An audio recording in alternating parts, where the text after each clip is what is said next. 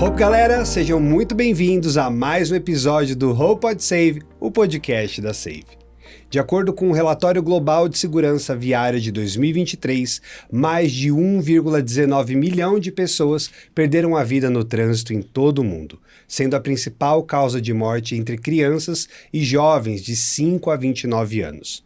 No Brasil, foram registradas 34.894 mortes em 2023, um aumento de 3,35% em relação ao ano anterior, segundo dados do Observatório Nacional de Segurança Viária. Olha, isso significa que, em média, 4 pessoas morreram por hora em nossas vias.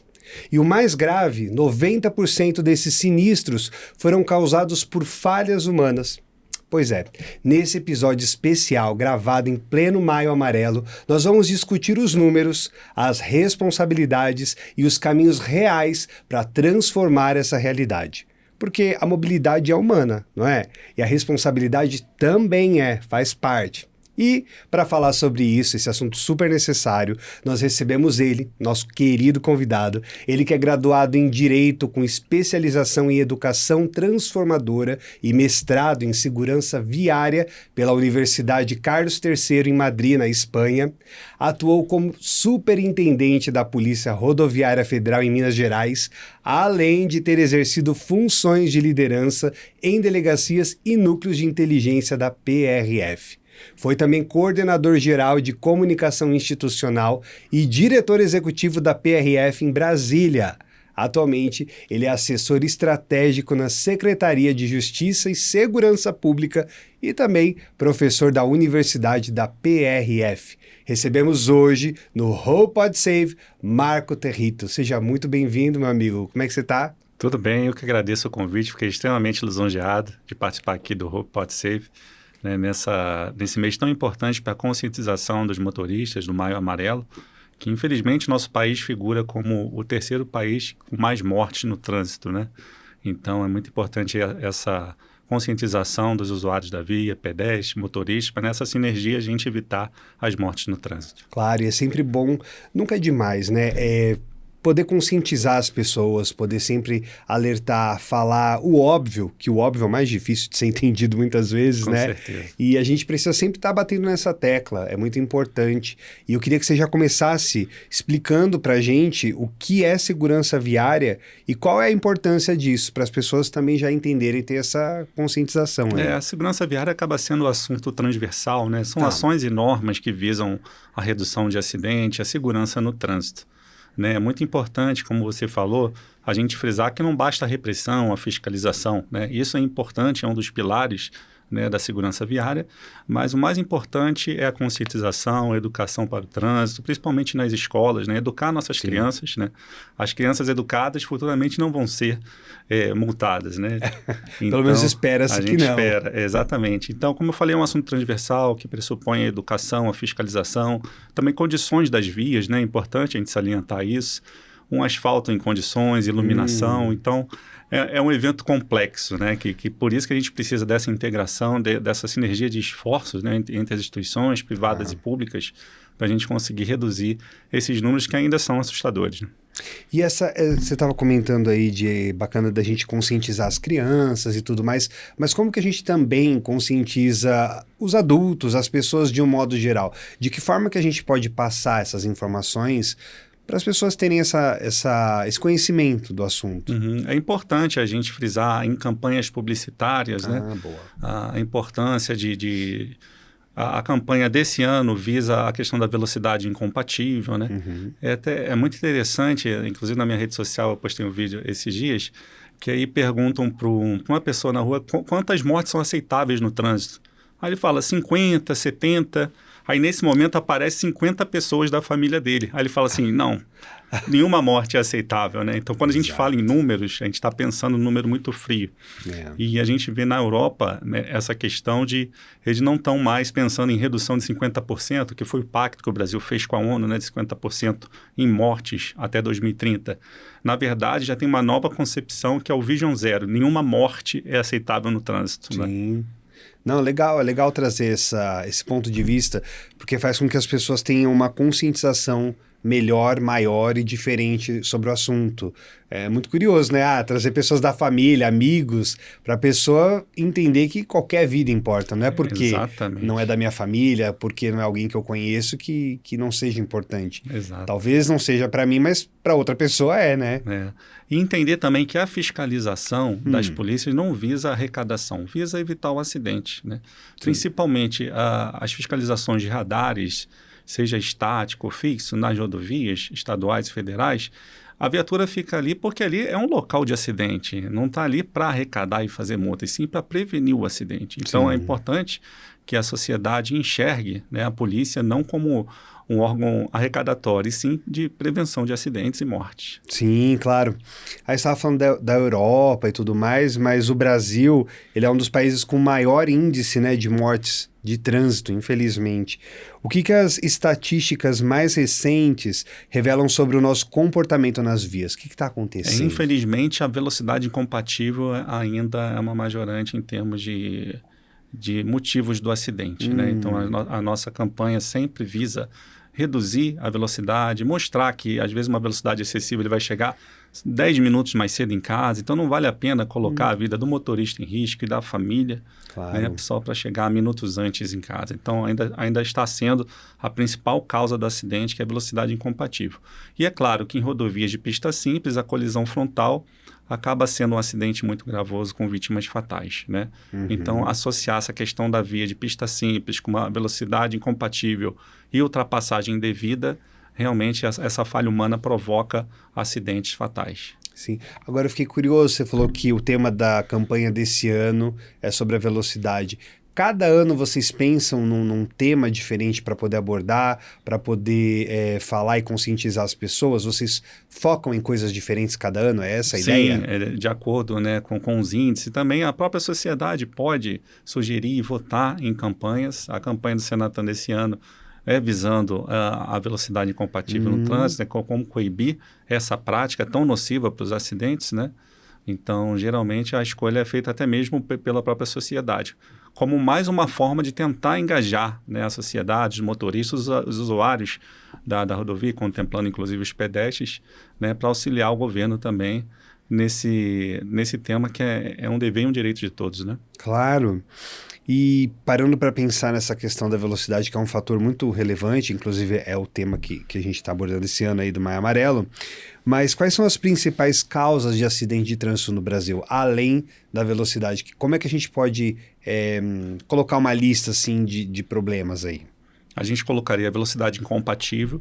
Infelizmente, o uso de celular também tem sido um grande problema, mas é difícil para o policial aferir no momento do acidente se o condutor estava usando ou não o celular, né? Então, muitas vezes entra como uma causa ali outros ou falta de atenção, mas a gente sabe que às vezes é uma reta sem chuva, e o motorista saiu da pista, né? Sim. É claro que quando o policial indagar, ele vai falar, eu saí porque eu estava no celular.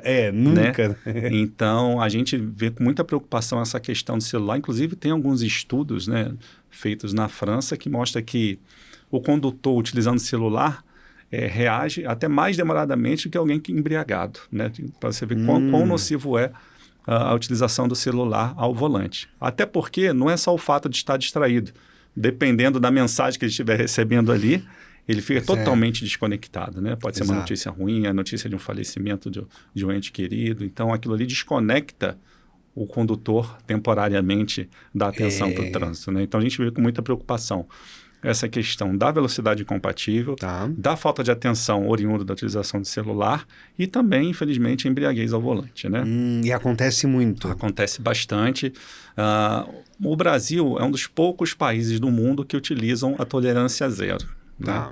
Só que a tolerância zero, se não tiver uma fiscalização muito rigorosa, acaba não surtindo tanto efeito, né? Então, infelizmente, aqui no Brasil, alegou-se que o motorista prescinde de fazer o teste do bafômetro, uma vez que é o direito dele não produzir provas contra si mesmo. Ao meu ver, eu acho isso, muito embora esteja na Constituição, a gente tem que sopesar os princípios, né? Porque ele tem aquele interesse de não produzir provas contra ele mesmo.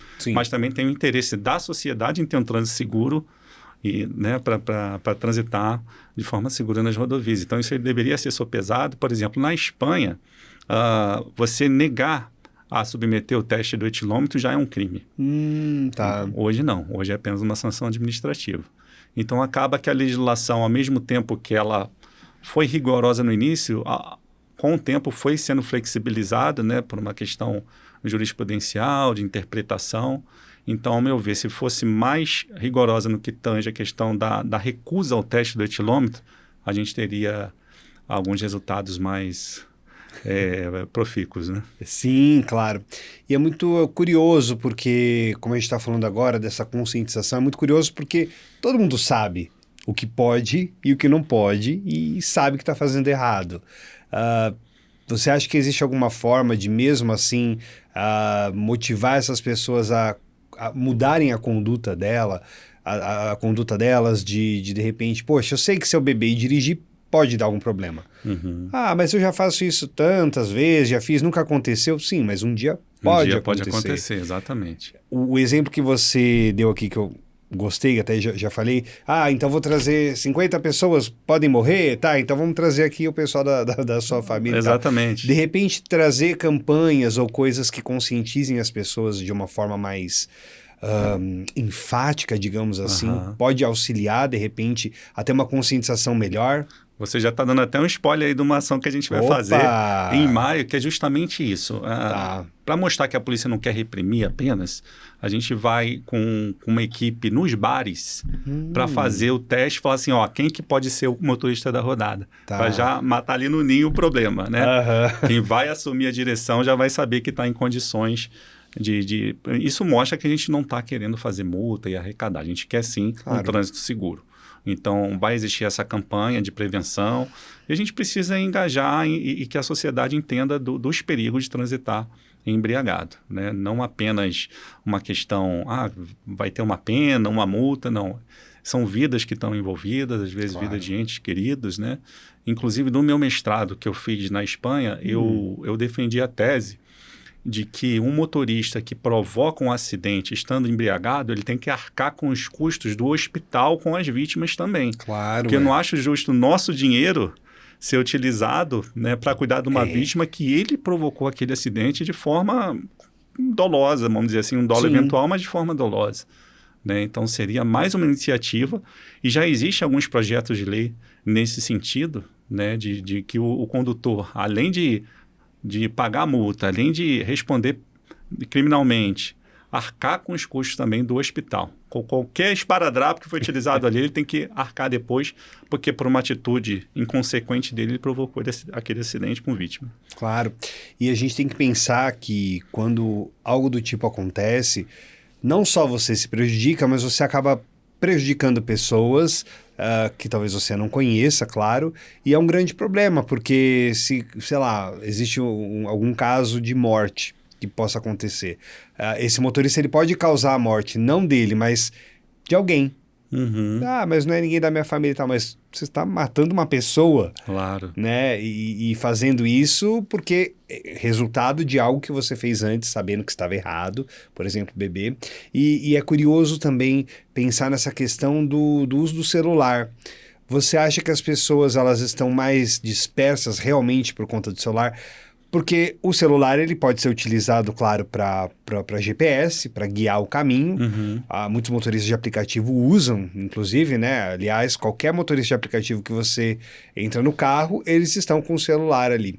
Mas eu reparo que alguns deles param para responder mensagem, param para responder algum tipo de áudio. Você acha que é interessante os usuários de carros de aplicativo denunciarem ou apontarem isso no final da corrida? É uma forma de repente, também desses aplicativos darem algum tipo de pena, de alguma coisa para esses motoristas? Eu acho que é uma iniciativa importante, sim, né? Porque realmente a utilização do celular é até uma consequência desse mundo agitado que a gente vive, né? Agora as respostas têm que ser sempre céleres e isso acaba provocando uma utilização indevida durante o trânsito, né? Outro fator que acaba provocando isso são os engarrafamentos, né? A gente fica 1, 2 horas parado no trânsito, se ficar ali sem utilizar o celular, é como se ele não estivesse produzindo, né? Então, o mundo capitalista cada vez mais exige isso, né, dos profissionais. Mas isso aí tem que ser sopesado e é importante sim, o engajamento também dos aplicativos, né? Porque são uma grande porcentagem aí de usuários da rodovia, né? Até mesmo o engajamento, né, das principais empresas para fazer campanhas educativas com os motoristas, né? Principalmente que fazem entregas diárias, né? Sim, porque isso me ocorreu agora, porque se de repente você está num carro de aplicativo e o motorista está desatento, ele está colocando a tua vida em risco ali. Ah, com certeza. Apesar de ser um serviço que você paga e a pessoa também está ali trabalhando, mas é uma forma de você estar em risco também. Acredito que fazer qualquer tipo de denúncia ou sinalizar, porque tem essa opção geralmente, sinalizar é importante. Sim, até mesmo a utilização de inteligência artificial, né? Porque existem assim, certos movimentos que o motorista faça que aí já gera um alerta no painel, falando assim, ó, preste atenção no trânsito. Exato. Então, aquilo ali vai corrigindo, né, paulatinamente aquela ação dele de infratora, né? Sim, pois é. Agora, quais são os principais desafios enfrentados pelos países em desenvolvimento em termos de segurança viária? Porque a gente sabe que nem tudo são flores, né? Que a gente sempre vai ter desafios para enfrentar. O que você pode apontar para a gente como os grandes desafios? Então, no estudo que eu fiz principalmente, né, na segurança viária na Europa, eu vejo que as dores deles são as mesmas que a nossa, sabe? Inclusive a questão de alto índice de mortes com motociclistas, o excesso de velocidade também eles têm um problema grande com relação a isso e a própria embriaguez, né? Agora, vale a pena citar que na questão de aferição de velocidade incompatível, eles utilizam alguns dispositivos que poderiam ser copiados aqui no Brasil. Por exemplo, lá eles utilizam radar de helicóptero. Olha. Então, o motorista não consegue enxergar onde está o radar ou helicóptero. A gente não vai ficar olhando para o céu para ver onde está o radar, Exatamente. Né? Então, assim, a gente faz muita multa de helicóptero. Qual que é a ideia? É tornar a polícia onipresente. Que eu acho que isso aí... Porque hoje, infelizmente, a gente sabe que os aplicativos mostram onde está a polícia. Sim. Infelizmente ou felizmente, porque se a polícia está ali também, ela está num trecho crítico, que é com alto potencial de acidente. Então, se ela sabe que a polícia está ali e reduz a velocidade e não cai no radar, ao meu ver, teve uma atitude educativa que vai prevenir um acidente. De certa forma. Mas não adianta também, naquele ponto, ele reduzir e depois colocar o dobro da velocidade para tirar o atraso, né? Então, por isso que é importante essa questão da onipresença da polícia, né? Outra iniciativa interessante feita na Espanha é você fazer a multa por velocidade média. Como funciona? Então, ele afere a passagem, por exemplo, num posto do pedágio. Ele só vai poder chegar no outro pedágio em X minutos. Se chegar antes é porque ele excedeu a velocidade no caminho, uma velocidade média. Interessante. Então, isso aí força também que ele mantenha aquela velocidade ao longo do caminho, né? Que não ultrapasse isso em forma de, enfim, de respeito, de multa. Na Finlândia tem uma iniciativa interessante também, que o motorista reincidente em casos de embriaguez é obrigatório a adquirir um veículo que tem um bafômetro, né? O etilômetro integrado. Já está tudo incluso. Isso aí já ali. está, Então, ele tem que soprar para que o carro ligue, né? Olha. Então, são iniciativas, boas práticas que a gente pode copiar, né? Mas eu vejo que a nossa legislação, comparada, por exemplo, com a da Espanha, tem alguns pontos que a gente é mais rigoroso, outros mais lenientes, né? Mas eu acho que o mais importante é a aplicação da legislação. É isso aí que a gente tem que mudar ter um ponto de inflexão aí na interpretação, né? Principalmente no enquadramento por parte da autoridade de trânsito, no inquérito, em aplicar um crime de dolo eventual. Porque o motorista assumiu um risco de produzir. Então, não há de falar que foi um homicídio culposo, sim doloso com dolo eventual. Ele assumiu o risco de produzir aquele resultado. Sim, né? sim. Então, quando começar a ter uma aplicação mais rigorosa, eu creio que os nossos índices vão abaixar vertiginosamente. Com certeza, porque as pessoas vão ter o medo, né? Exato. Eu tenho um certo medo aí. É engraçado que elas não têm o medo de morrer, mas elas têm o medo ali da multa ou de algum tipo de pena. Sim, com certeza. Mas não importa como seja, o importante é que tenha realmente esse medo e que tenha essa conscientização maior. E quais são os principais indicadores que são utilizados para medir a segurança viária em diferentes países? Você citou aí do helicóptero na Espanha e tudo mais, e como é que funciona? Como eu falei, é muito importante, né, a polícia utilizar de dados, porque antigamente, como é que funcionava? Era algo mais empírico, né? O policial, essa curva aqui eu já atendi muito acidente, eu acho que eu vou fiscalizar aqui. Tá. Não, a nossa ação ela tem que ser subsidiada com dados acurados para a gente fazer um mapa de calor, ver naquela curva ali o porquê de estar dando acidente. É velocidade compatível, é embriaguez. Se for embriaguez, vamos fazer testes de etilômetros ali com mais frequência. Agora, pode ser também um problema de traçado da via. A gente tem que engajar as concessionárias, o DENIT, o DR, de forma a gente corrigir aquele problema também estrutural, Sim, né? Que claro, é um dos pilares também da segurança viária. Uhum. Então, por isso que eu falo, é muito complexo você conseguir combater uma infração e reduzir a letalidade, né, num local, porque pressupõe educação do condutor, condições do veículo, traçado da via, até o aspecto temporal. A gente sabe quando chove, a possibilidade de ter um acidente é majorada, né? Então, assim, é um assunto transversal, mas que é de suma importância que seja subsidiado por dados técnicos para evitar um empirismo na fiscalização. Legal. E a gente estava falando dessa questão de conscientizar as pessoas, as crianças, para elas futuramente não levarem tantas multas, assim, ninguém está livre de multa. Claro.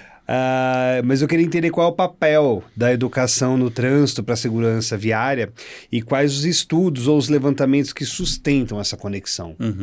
E a gente percebe que a criança, a partir do momento que ela vê uma palestra, e tem boas iniciativas aqui, inclusive em Minas Gerais, a Transitolândia da Polícia Militar, que a criança vai lá, entende as regras de circulação, no final ela ganha um bloquinho para fazer uma multa. Então ela acaba sendo uma mini polícia ali dentro do carro, falando, ô pai, você está correndo, você bebeu e não dirigiu. Então acaba dando essa questão lúdica de um joguinho ali, de um bloquinho para ali fiscalizando, mas já acaba ficando no subconsciente e a gente acha que médio e longo prazo só mesmo a educação para a gente reduzir esses índices, né? Entendi. Porque a criança, é interessante que ela vai educar o pai, né? Exatamente. Ela aprende, criança sempre muito atento, muito Claro, põe ligado, o cinto, para de correr, você bebeu e está dirigindo. Então, a gente fica com um policial ali interno no veículo, né? 24 horas, 24 né? horas, E cabe você acatar esse policial aí, policial mirim. policial mirim, e fazer com que isso realmente seja uma forma dos adultos se conscientizarem. Porque se a criança está falando, eu acho que é um a mais, né? Puxa vida, meu filho está falando isso, então acho que eu tenho que pensar um pouquinho nele, prestar atenção, obviamente, no que ele está falando. Claro. E ligar uma coisa com a outra. Tem uma iniciativa interessante também feita pela PRF, que é o cinema rodoviário. Então, muitas vezes a gente flagra a pessoa com uma infração. Além de fazer a multa, a gente pede para ela assistir, né, um vídeo curto mostrando o que aquela infração poderia ocasionar, principalmente na questão de ultrapassagem, né? Para mostrar assim, a letalidade dos acidentes quando faz uma ultrapassagem indevida, né? E também, utilizando tecnologia, também é uma forma muito eficaz aí da gente conseguir deixar a polícia mais onipresente, né? A utilização de drones, como eu falei, talvez a questão da utilização da velocidade média, na Espanha utilizar o helicóptero. Então a gente sabe que o efetivo das polícias nunca vai ser o suficiente para a gente ter essa onipresença. Mas com a fiscalização, né, tecnológica, a gente consegue alcançar mais resultados. E a ideia é justamente essa, que o motorista esteja ali num Big Brother sendo vigiado a todo momento para não poder desviar a conduta, né, que pode ser fatal. Sim, com certeza. Agora, o senhor tem vivência tanto em educação quanto em inteligência policial, certo? Quais números ou as ações que demonstram a importância dessas áreas no combate dos sinistros? Então, aos sinistros.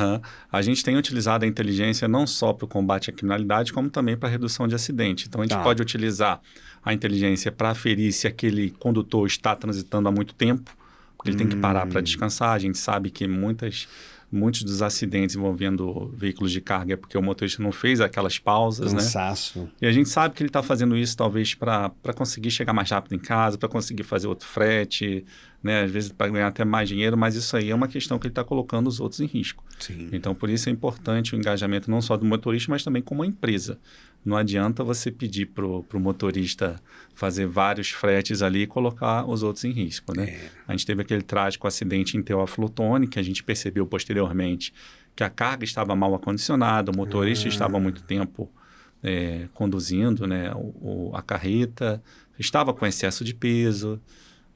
Então, tudo isso aí você vê que foi um conjunto de fatores que acabou desencadeando aquele acidente fatal, né? Sim. Com múltiplas vítimas fatais. Porque às vezes tem essa pressa, essa coisa de finalizar uma carga para poder pegar outra, ou ter essa pressa de ir embora, então acaba fazendo as coisas de qualquer jeito, Exato. sem uma fiscalização, sem um Claro. cuidado, e aí acaba acarretando, infelizmente, a acidentes e coisas do tipo. Uhum. Mas, assim, acaba que o poder público também tem que dar condições, porque a gente percebe em algumas rodovias, né, mais do norte de Minas, não tem um local hábil também para ele parar e descansar, né? Então, é importante também que a gente forneça locais para ele parar com segurança, que tenha um banheiro, que possa realmente descansar. Porque também se ele parar no meio do nada ali, ele vai acabar ficando com receio de ser assaltado. Exato. Né, e vai acabar não descansando, que a ideia é essa, né? A legislação foi feita justamente para ele descansar e poder conduzir de uma maneira plena. Sim, e seguir com menos riscos. Exatamente. Risco sempre vai ter, infelizmente. Você consciente do que você está fazendo, ou, sei lá, não tão consciente assim, os riscos estão por aí. E pensando nessa questão de risco, como que a gente pode pensar, assim, quais são as principais medidas de prevenção de acidentes que podem ser adotadas por motoristas e pedestres? Acho que os pedestres têm um pouco pode ajudar a prevenir algumas coisas. Com certeza. E eu vou falar novamente, o uso de celular também tem sido um problema para o pedestre. Com os pedestres. Com os pedestres, olha eles aí. Estão andando sem atenção. Às vezes você vê atravessando a faixa de pedestre olhando o celular. Então, se alguém vier descumprir, né, aquela parada na faixa de pedestre, ele vai acabar sendo atropelado. Tem um desafio grande também a questão dos veículos elétricos, que não fazem barulho, então a gente não percebe a aproximação deles. Então, o pedestre tem muita coisa assim, e ele é o nosso principal cliente da educação para o trânsito, né? Nas escolas, a gente trabalha de forma bem enfática, porque ele precisa ser sensibilizado, porque futuramente também ele vai ser um condutor, né? Todo condutor é um pedestre e vice-versa. Então, é importante ter essa educação integral, né? Não, realmente faz todo sentido isso, do pedestre também ter a contribuição dele, porque se o motorista é distraído, o pedestre é distraído, ambos no celular, dirigindo caminhando, a chance de não dar certo... Às vezes a faixa mal pintada, que aí entra também a questão da má conservação da via. Então, esse conjunto de fatores pode acabar provocando um acidente fatal. E assim, é curioso que em alguns casos... O simples fato de colocar a iluminação já consegue zerar os atropelamentos. O local escuro também propicia um maior número de acidentes ali de atropelamento de pedestres. Né? Sim, porque a sinalização é um fator importante também. Com certeza. Aliás, como que a sinalização ela contribui para a segurança? Acho que para tudo, né? Para tudo. Não basta ter a sinalização. O condutor precisa entender aquela sinalização. Tem né? isso. Tem que ter uma educação. E também tem que ter uma boa conservação. Às vezes a gente vê em algumas rodovias o mato tampando a sinalização, né? Locais recém-asfaltados que não tem a sinalização horizontal. Né? Então, isso é importante também, esse engajamento do poder público, né, em todas as esferas, para a gente prover um pavimento adequado, né? Não só o pavimento, como a iluminação e a sinalização adequada. De ter essa manutenção, porque... Exatamente. A gente percebe que em rodovias que tem concessionária, a manutenção é quase que diária. Eles lavam a placa, fazem a limpeza da via, porque eles sabem da importância de um local bem sinalizado, né? Bem sinalizado, que seja claro, que a pessoa consiga ler. E, claro, ter essa educação também das pessoas saberem minimamente para que serve cada placa, cada sinalização. Se você não tem essa conscientização como pedestre ou até mesmo como motorista, isso também implica em sérios problemas. Claro. Por isso a importância também da reciclagem, né? Quando o motorista tem a CNH suspensa, porque muitas vezes ele já está ali há 30, 40 anos sem sentar na sala de aula e entender, né, sobre o tema. Então é importante também essa reciclagem, esse conhecimento sempre apurado, né? Sim, com certeza, porque como tudo na vida, a gente tem que estar sempre relembrando coisas, aprendendo coisas novas. Eu acredito que a sinalização não seja uma coisa que tenha atualizações com frequência. Não, geralmente ela é padrão. É padrão. Sim. Então, tem algumas placas que são até universais, né? Então, até mesmo em outro país continua. É a mesma mesmo mensagem. Padrão, a mesma cor, a placa de par, então a gente vê. Entendi. Até porque se você também está em outro país, você não sabe o idioma, ou você não... Vamos lá para o Japão. Tá tudo escrito em japonês.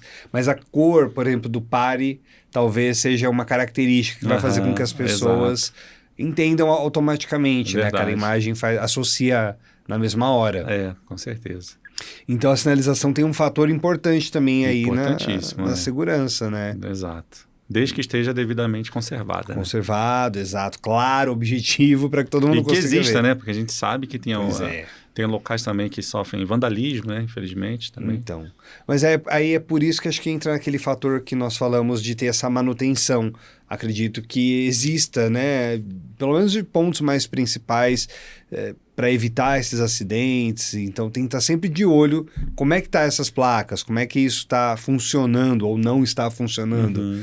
Deve ter alguma coisa aí para... Sim, tem essa manutenção regular, mas é importante também a sociedade informar quando notar alguma sinalização insuficiente ou que esteja precisando cortar o mato para que ela fique aparente, né? Porque a gente sabe que a malha viária, só de rodovias federais, aqui em Minas, a gente tem 8.000 quilômetros, né? Uau. Só de rodovias federais, sem falar de estaduais, estado de terra. Então, realmente, é uma malha viária que... maior que muitos países da Europa, né? Muita coisa aí. E quais são as principais ações que a gente pode aí considerar relevante pela sociedade para promover a segurança viária? Como eu falei, a educação para o trânsito, para mim, é imprescindível, né? Em primeiro lugar. Mas, assim, as operações, e nesse caso, a Secretaria de Justiça e Segurança Pública tem um papel fundamental, que é justamente fazer a integração das forças policiais para fazer operações integradas.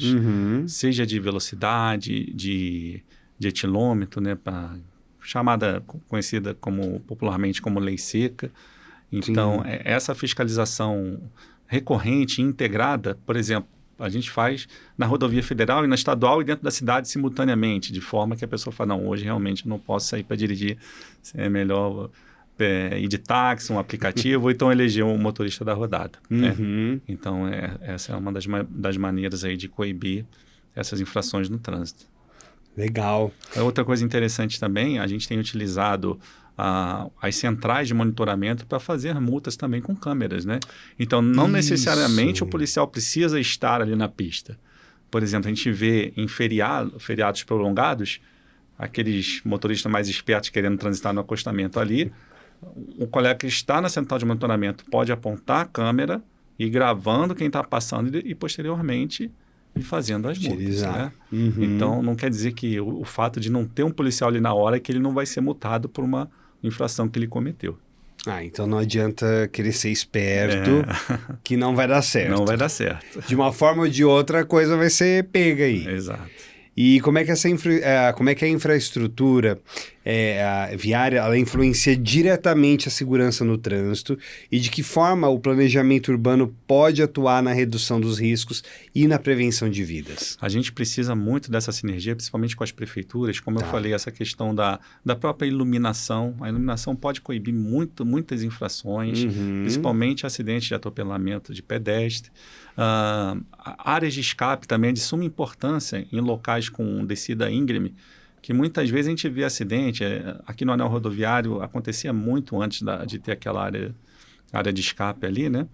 Por quê? Porque aí fala assim, a carreta perdeu o freio. Na verdade, não é que perdeu o freio, ela perdeu a capacidade de frenagem, uma vez que colocou um excesso de peso. Então, o caminhão é projetado para levar 20 toneladas. Ele colocou 40, o freio não aguenta. Não é que perdeu o freio, ele não deu conta de parar aquele peso, né? Mas isso aí a gente tem que prever, essa questão. A gente sabe que existe a possibilidade de o condutor estar transitando com excesso. Então, a gente não pode fechar os olhos para isso. Então, tem que colocar ali vamos botar assim, um plano B, que seria a área de escape. Caso isso aconteça, ele perca os freios ou perder a capacidade de frenagem, ele consegue sair e evitar um acidente que a gente vê ali naquela descida do Betânia, ali, geralmente acontece acidentes trágicos ali, né? Sim. Muitas vezes perda de freio, mas por excesso de peso. Então, eu citaria essas intervenções, né, do poder público. Área de escape, iluminação, um asfalto bom, né, também para transitar. Claro. E com uma sinalização existente e visível, né? Claro, sempre com tudo em dia. Exatamente. Estando tudo em dia já é um grande fator para ajudar a prevenir que pode funcionar ou não. Aí vai da consciência de cada um seguir Claro. as placas, as leis e tudo mais. E a gente falou bastante aí de tecnologia. É muito curioso a gente pensar em como o mundo vem evoluindo bastante, vem crescendo tecnologicamente. A inteligência artificial cada dia mais nos surpreende e assusta também, porque tem coisas que a gente fala, meu Deus, olha isso. Onde a gente chegou, né? Olha onde a gente chegou, a que ponto chegamos e nunca imaginamos que chegaríamos e que só evolui, que se tá assim, imagina mais para frente como não vai ficar. E como é que essa tecnologia ela pode ser utilizada para melhorar essa segurança viária? Nós comentamos de drones e tudo mais, mas de que forma que tudo isso pode prevenir? Que outros recursos tecnológicos são utilizados hoje ou, de repente, podem ser utilizados no futuro? Tem alguma Tem uma ideia? iniciativa interessante feita pela Arteris, a concessionária ali que administra Fernão Dias, que eu pude ver em loco. Eles têm um algoritmo que mostra comportamentos diferentes no trânsito.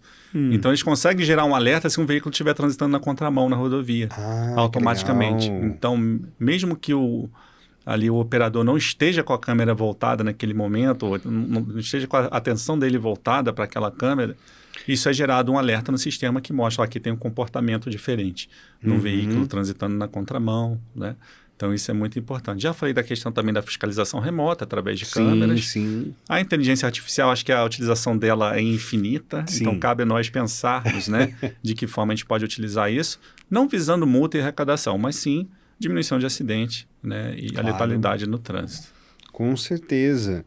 Então, a tecnologia está aí para ajudar, para agregar inteligência artificial também. Com certeza. Muito bom. E quais são as melhores práticas de segurança viária adotadas em outros países? Então, eu citaria essa especificamente da Espanha, de criminalizar a recusa. Eu acho que isso aí, se a gente trouxesse para o nosso ordenamento jurídico, porque aqui a gente tem aquele impasse, como eu falei no início do podcast, de que ninguém precisa fazer prova contra si mesmo, né? Sim. Mas lá, se ele falar isso, eu falo, ok, mas aqui tem a previsão de você vai ser preso por não submeter ao teste com etilômetro. Porque a gente vê nas estatísticas um aumento vertiginoso das recusas ao teste. E isso aí vai gerando uma sensação de impunidade com os condutores, de falar assim, qualquer coisa eu recuso lá na hora da blitz. Aí fica cômodo. E aí tá tudo bem. Agora, se ele for para a Espanha, se ele recusar, já é algemado e vai preso. Simples assim.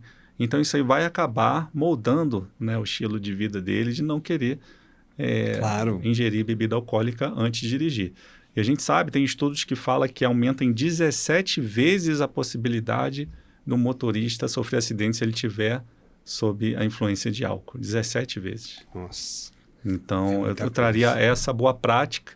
A questão da velocidade média também seria algo interessante a ser trazida aqui para a nossa fiscalização.